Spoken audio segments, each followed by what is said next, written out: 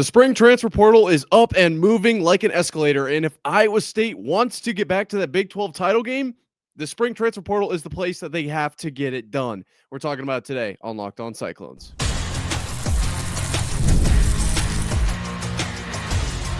You are Locked On Cyclones, your daily podcast on the Iowa State Cyclones, part of the Locked On Podcast Network, your team every day. Welcome into Locked On Cyclones, part of the Locked On Podcast Network, your team every day. Shout out to you for being here every single day, making this your first watch or listen of the day. I appreciate it more than you know. Wherever you're watching or listening, be sure to subscribe so we can prove once and for all that it is, in fact, a Cyclone state. And today we are talking about the spring transfer portal. Why does Iowa State need to take advantage of this time period and really this opportunity? That's really the best way to look at it here. And then also what's happening as far as players in and players out. Who can Iowa State target? Who is departing from the Iowa State program? We'll talk about that in the second segment. And finally, to round things out today, we're going to talk a little bit about the football school that we've mentioned kind of in this spring training period and what could be some actually really big kind of upside from that whole program. Just exciting to talk about that. But before we get into all that and more, today's episode is brought to you by FanDuel. Right now, new customers can get $250 in bonus bets when your first $5 bet wins. So this whole spring transfer portal is up and running now, especially now that this has been posted Wednesday. I believe it is now open. At the time of recording this, there are some names that we'll talk about in the second segment that are planning to enter the portal. But to my knowledge, it is not officially open yet. But that is not really that important to this first point. That is, Iowa State needs to make noise in this spring portal. We talked yesterday about how there are probably going to be players that are going to enter the portal solely for the reason to make a few extra bucks. To put it quite candidly, it's going to come down to before the rev share deal hits, Wall collectives are still kind of in control here. Let me test the waters, see what's out there, and just try to make some plays. Then Iowa State can come in with the culture side of things, with obviously just having been in the Big 12 championship game last year. Maybe they can move some numbers around for a few guys if they're going to really move the needle. I do think Iowa State has a lot of depth at a lot of positions this year. So I don't know if we need to pick up so many depth guys. We'll talk about that in the second segment as well. But I do think that there will be a relatively solid spring portal opportunity for Iowa State, just with names entering. Now, you're not going to have the same names that entered in the fall. That is important to note. Obviously, the Nico situation in Tennessee is, that's probably going to be the biggest name.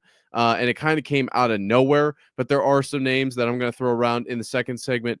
Unfortunately, some of them from Iowa State that are definitely of note. And so Iowa State they can make those plays, but they're also known for bringing in these guys and kind of turning them into something. Now, this spring transfer portal period feels like odd. It's like a second free agency if you're like an NFL person, but it's like right before the season. Now, I know it's not the same, right? The timing is not the same. It'd be like if there was a free agency now, but it's like free agency kind of is going on right now in the NFL. The point being that it's like, it feels like these rosters are set and we're practicing with these rosters.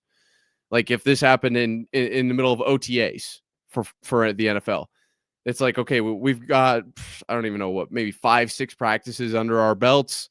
A couple of teams have had like spring games already. And now we're going to have the portal open up again. So it is going to be kind of odd. If Iowa State brings in anybody through this portal period of like, you kind of miss some of the spring training. You've got all the summer to help get, kind of caught up to what the Iowa State program is. But this is a very odd type of move, just like weird timing. I don't know. The whole portal thing is just wild in and of itself. Nonetheless, I kind of got a little bit off track there. My point is Iowa State needs to make these moves if you want to make another run at the Big 12 title. Obviously, I do think the additions of Sol and Xavier from UCF are going to be huge in the wide receiver department. And we've talked so much, Xavier Townsend. We've talked so much about the depth at the tight end and the linebacker position and how big those can be the returning year for Rocco Becht, and the running back position. Probably going to talk about that in the second segment, but definitely solid play there last year. But I do wonder about the defensive side of the ball, if there are some names that could be thrown out there where Iowa State could see some boosts. I think the defensive line will be fine. We haven't heard a ton about the defensive line as of this point, other than really Dom Orange and him kind of being like, yeah, I should probably play more snaps, and yeah, I should probably play a little harder. I was like, yeah, we should do that. Why we should let's try to work that into the routine here. You're like so good. Why do we not utilize that more?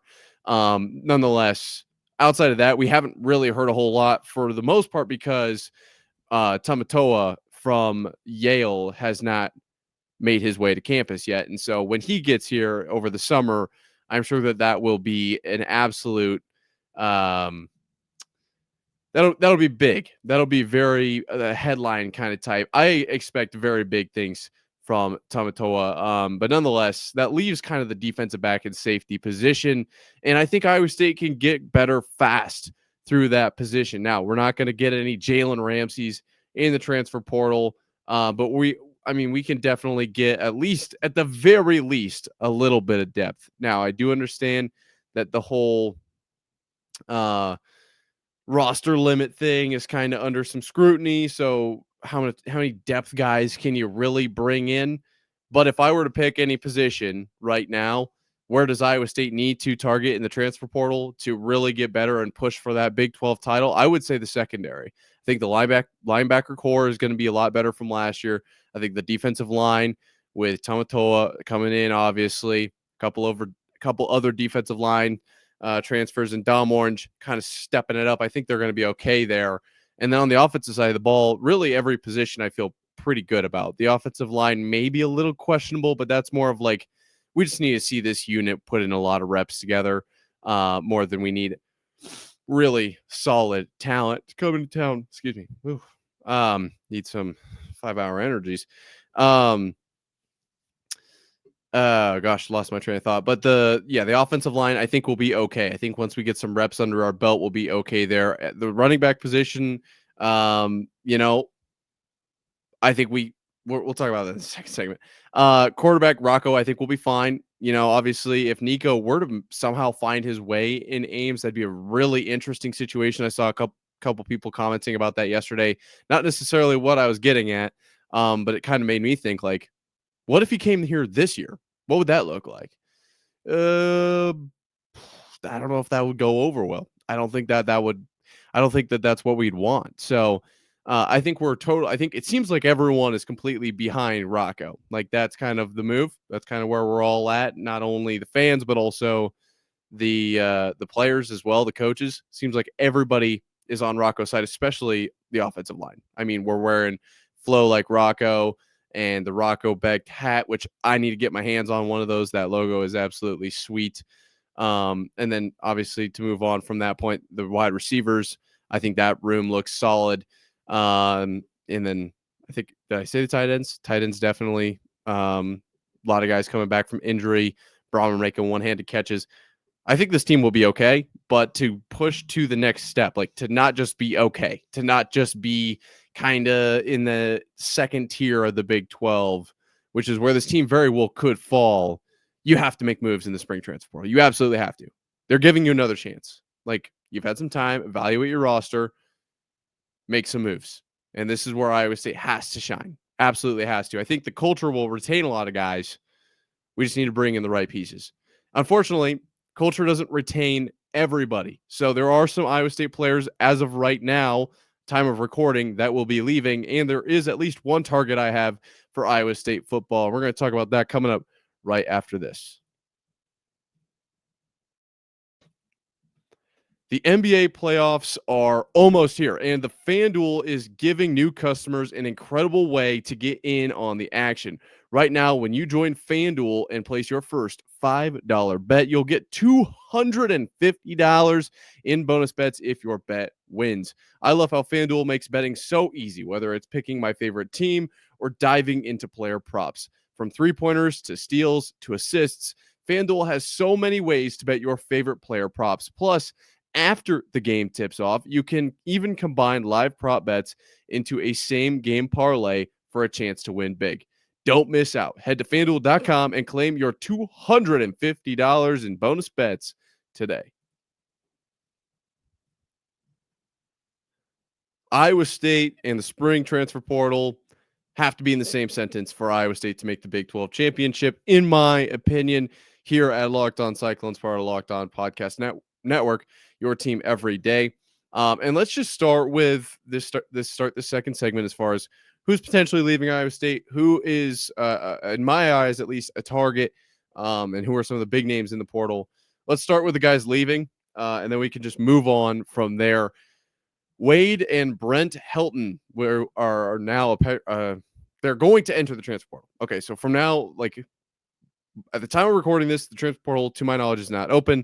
Everyone I'm mentioning is like planning to enter the transfer portal. So Wade and Brent Helton are planning to enter the transfer portal. Bill Seals of Rivals was the first to report this news. This shocking to me, just because of how much I've heard about these twins out of California this offseason. Obviously, redshirt freshmen, both apparently just really, really solid players. And it was kind of one of those things where it was sounding like these guys were going to make some noise. Like these were going to potentially be some key components to the Cyclones offense. Now, not necessarily locked and loaded that was going to be the case, but it sounded like they were going to be a big role. And so they're on the way out. Not sure if it was just a scheme fit, if it was, who knows? I have no inside knowledge here. I'm just literally reading words off of this screen, but very interesting. Very interesting. I do think Iowa State will be okay at the offensive line position. Obviously, we talked about Clanton in his interview or media availability last week, I believe it was. And he was one of my favorite pressers I've probably ever broken down, other than obviously Matt Campbell and Otzelberger always have great things to say, but this guy just calling dudes dogs. And what did he say? He's like, he's gonna run through somebody. I'd have to pull up the sticky note. He'll run through somebody's face. Yeah, he just really let it all fly there. And so he had great things to say about the kind of the whole offensive line room as a whole. And I think that they'll be okay. Overall, it's not great. You never want to lose guys like these two dudes from Cali, these Heltons, but at the end of the day, you want dudes who want to be in the building. It is. I wonder if they'll go together, though. Do you think they'll go to the same school? It'd be kind of cool, I guess. I mean, I would probably rather them be at Iowa State, but anyway, sorry. Let's talk a little bit about some targets. There are a few names floating around the portal that I think Iowa State could really benefit from. The first of which, Jaydn out of California, the California Golden Bears, OTTTOGO. Look it up. Great song. Great song. I wonder if they could play this in Jack Trice, how the Cyclone fans would react. But nonetheless, running back out of Cal. Dude's a dog. Okay, now looking at his last season, didn't quite have the same production as the 2 years prior. Only 116 carries, 385 yards, average of 3.3 yards per carry, and then 4 touchdowns on the ground. Had 1 through the air as well, averaged 9.3 yards per reception. Excuse me, with a long of 66 in there. Dude has explosive potential looking at some of his longs across the years. Did also have some kick returns in 23. Nothing too, a couple, just nothing too crazy. Three 2 years ago, 2 last year. But really, yeah, those are his numbers from last year. Let's talk about his receiving and rushing stats from 2 years ago, in which he put up 1,300 yards on the ground on 245 carries, seeing an extra 2 yards per carry up to 5.3, 12 touchdowns on the ground, 2 touchdowns through the air, another 200 yards through the air, 7.5 yards per reception there. That's where this number really is. And I'd seen something that he was battling an injury last year. I don't know how true that is, but I do think that there's potential. I mean, just looking at these numbers, averaging 5.3 in 22, averaging 5.3 in 23, then dipping down in 24. Obviously, last year his long for the season went from 73 to 66 to 53. Now those are kind of just slightly luck as well as explosive ability. But I think we can clearly see he does have that explosive ability. This is a position that I think a lot of people. I don't think there would be upset if Iowa State brought in Jaydn. Would he be a good scheme fit? I guess only time could tell. But Carson Hansen and Abu Sama, two dudes that I mean, after the Abu Sama Farmageddon Legacy game, really, the kind of the public perception, at least from what I had seen, is it was an overwhelmingly positive kind of perception there. And then this last year, Carson Hansen kind of just really stepped into his own and became a dude. So over this last year, Carson Hansen with 151 carries, 752 yards, 13 touchdowns, and 5 yards per carry. Abu Sama just shy of the 5 yards per carry there with 4.7. Only 2 touchdowns to Carson Hansen's 13. About 200, would be like 180, 170 yards less. I think my math is right, with 587, and doing it on just about 25, 26, 27 less carries, something like that, with 124 carries overall. So nothing too crazy there. Obviously, not quite the same amount of touchdown production, and the actual raw number not being quite the same. But Jaydn, you look at that and you're like, oh, well, he only had 385 yards on 116 carries and 4 touchdowns, looking a lot closer to like an Abu Sama, who was kind of like our backup last year, right? Well, 1,300 yards in 2023. This dude's a dog. This dude's a player.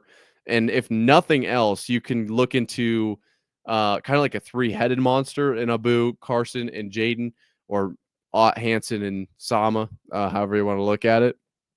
Maybe you could get a Hansen and Ott kind of 50-50 with maybe like a couple packages for Abu Sama, maybe like a third down package or whatever the case might be, early down package.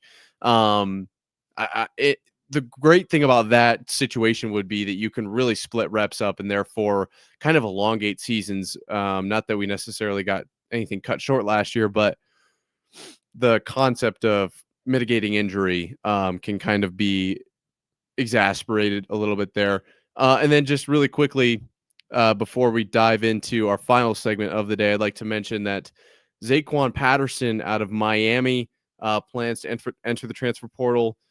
Didn't quite have the greatest season at the defensive back position, but was a true freshman, appeared in all 13 games, 19 tackles, 3 pass breakups, from what I'm seeing here. I don't think that this is a name that Iowa State would bring in and instantly get better at the defensive back position, but I think it's a guy that has a lot of upside, a lot of potential, and in a position where Iowa State stands to kind of gain, right? So like if Iowa State brought in, you'd have to bring in like an absolute legend, I feel like, at wide receiver. Like we got a solid wide receiver room. You'd have to probably bring in like Carson Beck might be a top 5 quarterback in the NCAA right now. Like it's really going to be tough to beat out Carson or Rocco Beck. So would I say Carson Beck? If I say Carson Beck is a top 5 QB, I did not mean to say that. I don't know if that's true. I just know Rocco Beck is. It's going to be tough to beat out Rocco Beck. So what I'm saying is that quarterback position probably not going to be a portal target for the Cyclones. I don't think the running back and the DB or the safety position are bad target positions for the Cyclones. Let me know down below if you agree or disagree, or where you think Iowa State should kind of spend their time. Where should they actually lock in on the transfer portal? Speaking of locking in, though, we got to lock in on the classroom. Well, sort of the classroom, the football classroom. We're going to talk about what this football school whole deal is and how the Cyclones stand to benefit from it coming up right after this.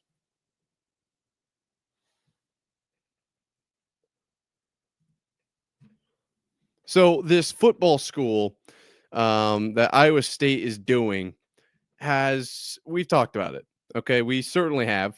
We're not talking about the portal here at Locked On Cyclones, so I'm going to take that off. Uh, Part of Locked On Podcast Network, your team every day. Uh, this is something we've mentioned, through this kind of spring football training period. But now we've got some kind of inside on particular safety and how this is going to affect the team moving forward.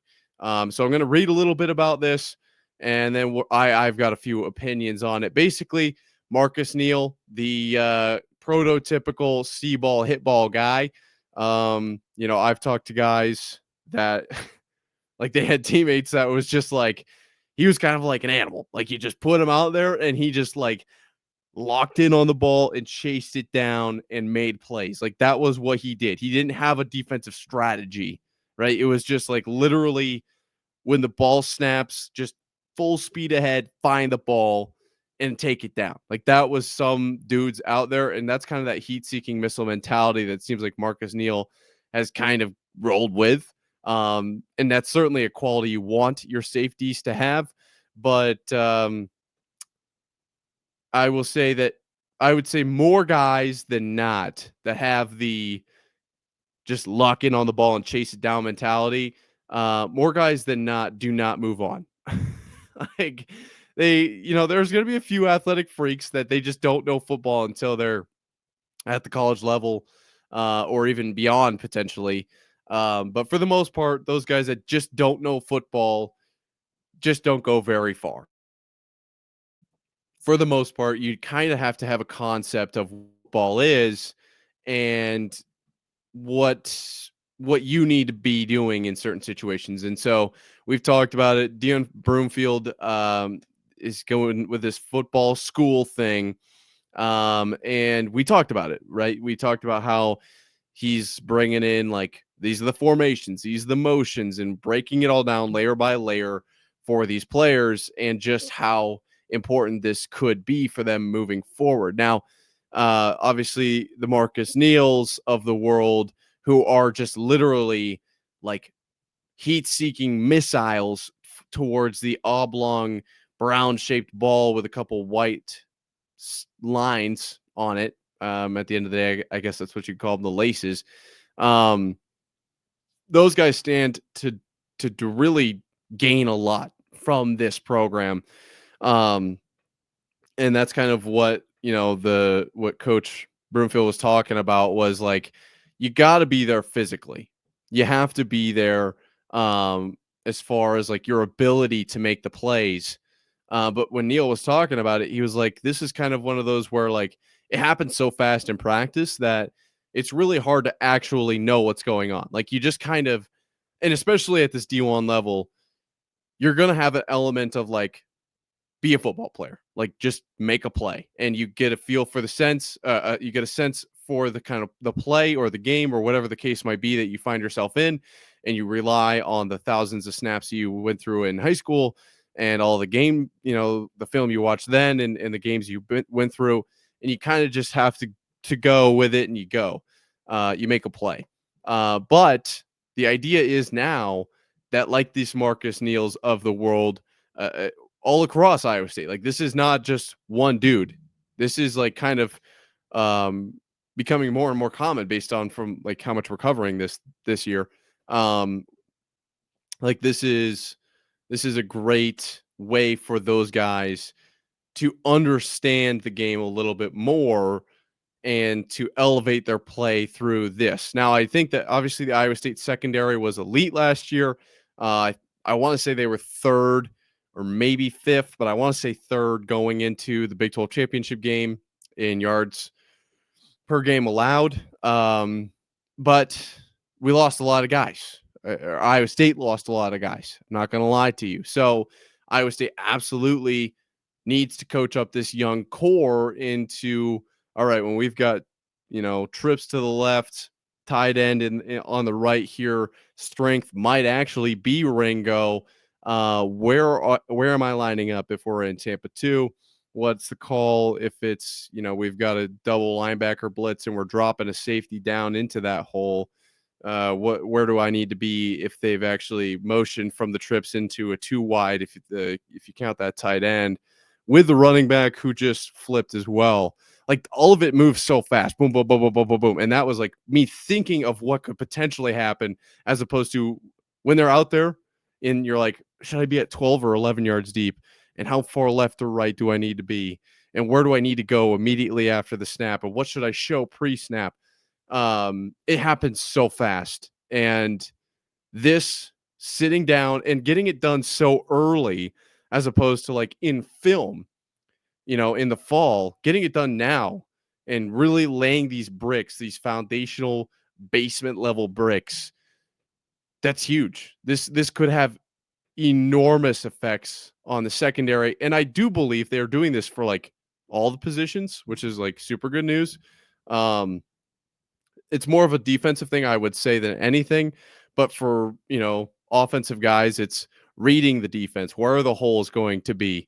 For Rocco, what is the defense more than likely going to be? Can we check from, potentially a right zone read or whatever to, okay, if they're going to give us that, let's do that. And sometimes it's as simple as, if you're going to go one-on-one with Higgins, like, tap the helmet, bing, bing, bing. Yeah, we're going to throw it to him. Like, yeah, I get it. That's really simple. But if it's, about the amount of guys in the box who's blitzing, and like, I'm not an offensive coordinator. I was never, well, I guess I was second string JV quarterback for like 3 weeks. So I guess I can say I was technically a quarterback, but primarily I played long snapper. So I'm not pretending to know all of this. I just know that how complicated it is. And so you'll see this on the offensive side of the ball. I just think that this will be more impactful on the defensive side of the ball. All of this to say, it's going to make a difference. Iowa State football as a whole can be better as a result of this football school. And so I did like here, this whole his motto was see ball, hit ball. Now it's see ball, hit ball, no ball. So Marcus Neal, certified ball knower, or at least striving to be that. And so that's kind of another pitch for Iowa State and these recruits coming in. So if there's any transfers out there watching and who made it to this point in the video, come to Iowa State. We're going to teach you football. We're going to get you prepped for the next level. I know you're an outstanding player right now and you've been able to make plays, but this football school is a great opportunity for you to really kind of understand the game on a deeper level and make that jump where you can actually show off your actual talents and your physical attributes at a much higher level, at a much more significant rate, higher probably rate of success, I would say, even too, just because you know what to expect. You have a deeper understanding of the game. I love that Iowa State's doing this. This Marcus Neal article came out, and I loved some of these quotes. So thought it was worth re-looking at because I do think it will play a significant role. Not as big as the transfer portal, though. So be sure to I don't even know, what can we do? What can we do? Root for them? Root for Iowa State in the transfer portal?